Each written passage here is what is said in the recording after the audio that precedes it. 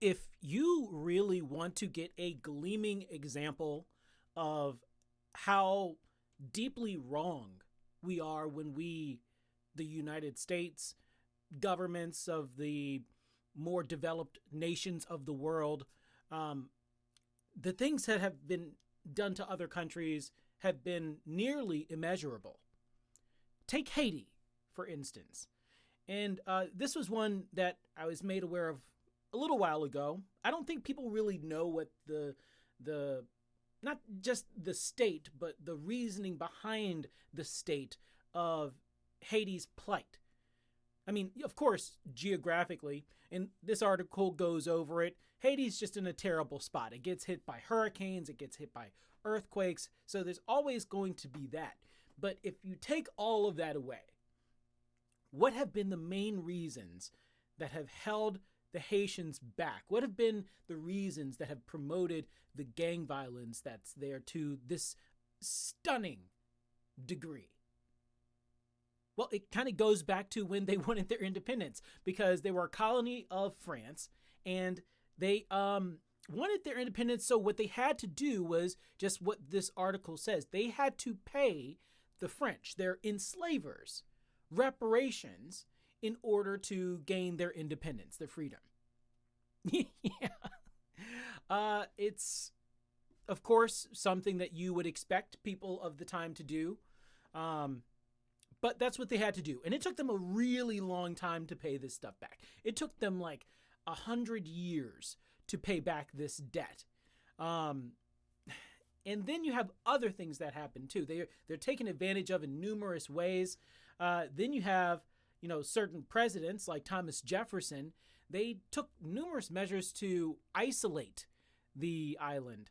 And that just kind of hindered its economic growth. Again, this was the most profitable of all of the French colonies. And so it just blows my mind that it can go from this height and then people take so much advantage of it that it crumbles into what it is today. So let's talk about the today. The United Nations has supposedly ordered, in a way, Kenya to send 1,000 peacekeepers, combined with, I believe, 2,000 peacekeepers from other island nations in order to help resolve things in Haiti. And that's nowhere near enough. They have 200 gangs. So it's something like for every gang, there's only like 5 or 10 peacekeepers or something like that. It's woefully inadequate. And we're talking about gangs that number in the tens of thousands cumulatively. It's just not enough to actually do anything meaningful about the problem. But yeah, and then a lot of that's being paid for by the United States. And again, this is just something where we're backing not a real solution that has been created by the Haitian people, something that actually benefits the average Haitian person that's not involved in all of the violence that's there, that just wants to, work out a life for themselves. It's absolutely atrocious what their country has been through historically.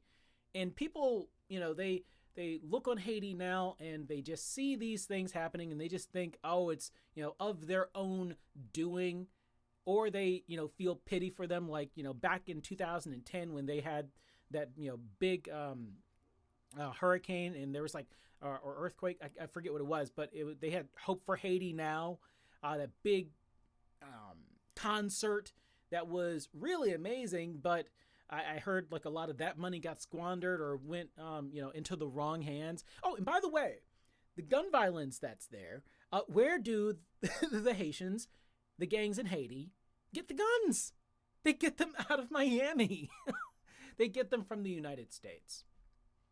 So, I mean, the hand that the United States has in this, the hand that the French have in this, because, just because it happened a long time ago, that doesn't mean it's not relevant. Doesn't mean it's not really the main thing that's led to all of this. But,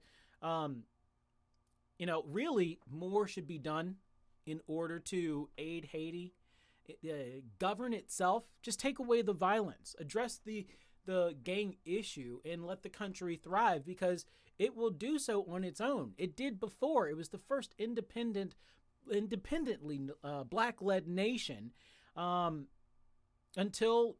basically all of that was ruined. So tell me what your thoughts are. Give this a like if you appreciated the video. And, how on earth can, Haiti be helped in a meaningful way? I'd just love to know your thoughts on this.